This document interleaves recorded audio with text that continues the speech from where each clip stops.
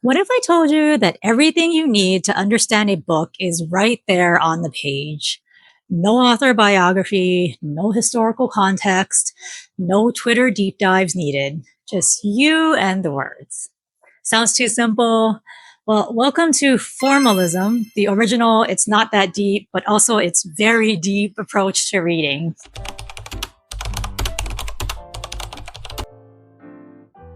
Hi, my name is Moana, and this is my reading buddy Spike.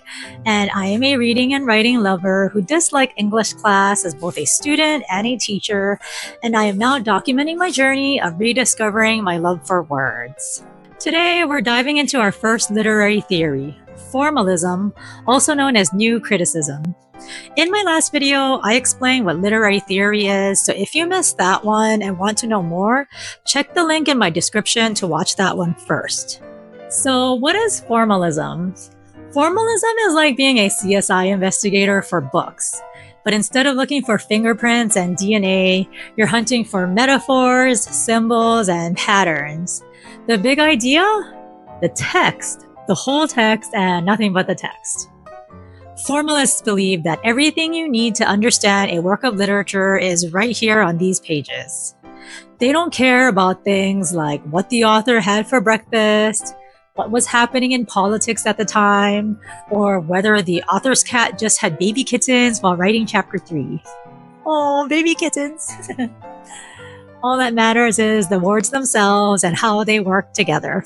Let's break down what formalists look for, starting with close reading.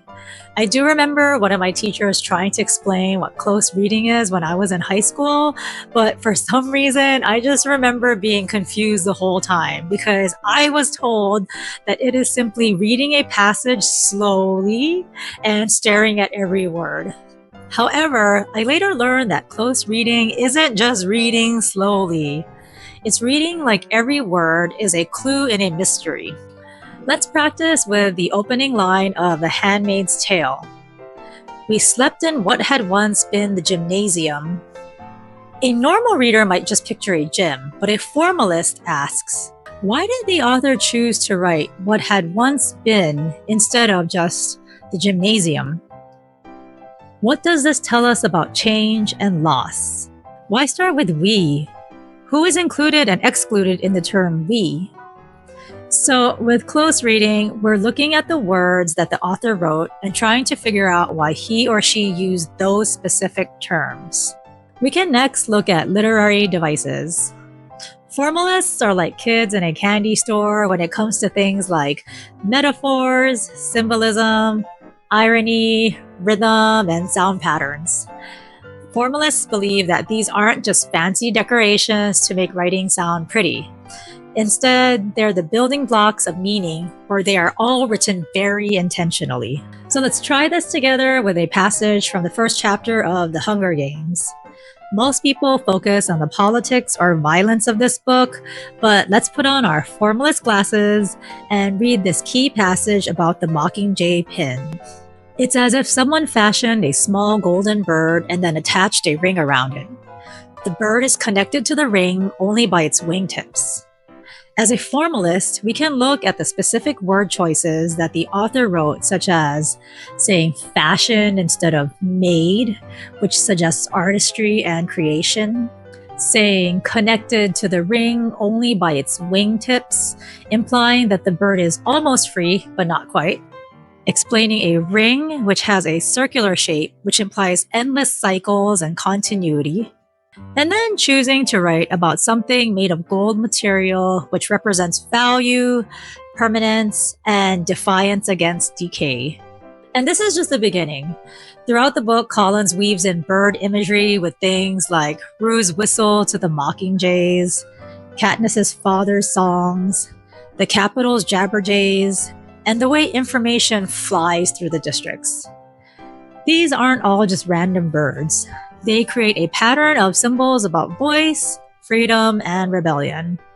A formalist would say, you don't need to know anything about revolutions or politics in our world. Everything you need to understand the rebellion is right there in these carefully chosen words and repeated motifs. Now, you might be thinking, isn't this just making things complicated for no reason? It's like how I often hear people saying on YouTube that it's not that deep. But here's the thing. Formalism actually simplifies reading in many ways. Instead of needing to research the author's whole life story or the entire history of ancient Rome, you just need to focus on what's in front of you in the words on the page. Formalism is super useful when you're writing an essay and need textual evidence, or you're trying to understand a poem, or you want to figure out why a story hits differently on rereading, or you're stuck in a reading slump and need new ways to engage with something you're reading. So let's try another example together. Take the phrase, "winter is coming," from Game of Thrones. A formalist would look at things like the rhythm, which has 2 stressed syllables, as well as the present continuous tense, since the author used is coming instead of will come. The entire phrase is both a literal description as well as a metaphor for danger, and we can see all of this without needing to know anything about the author of the series, George R.R. Martin.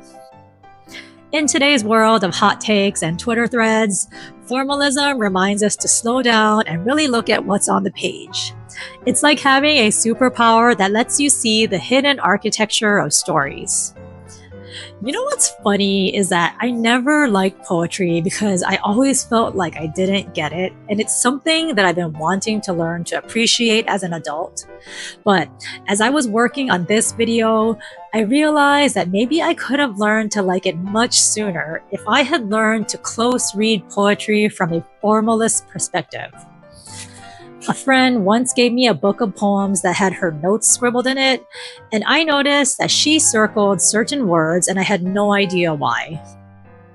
I think I'm starting to get it now that she must have believed that the author's choice of using those specific words must have had significant meaning.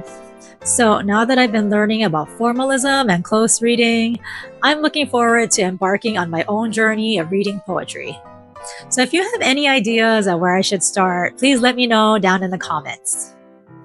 Next time, we'll explore reader response theory, which is basically the complete opposite of what we just learned.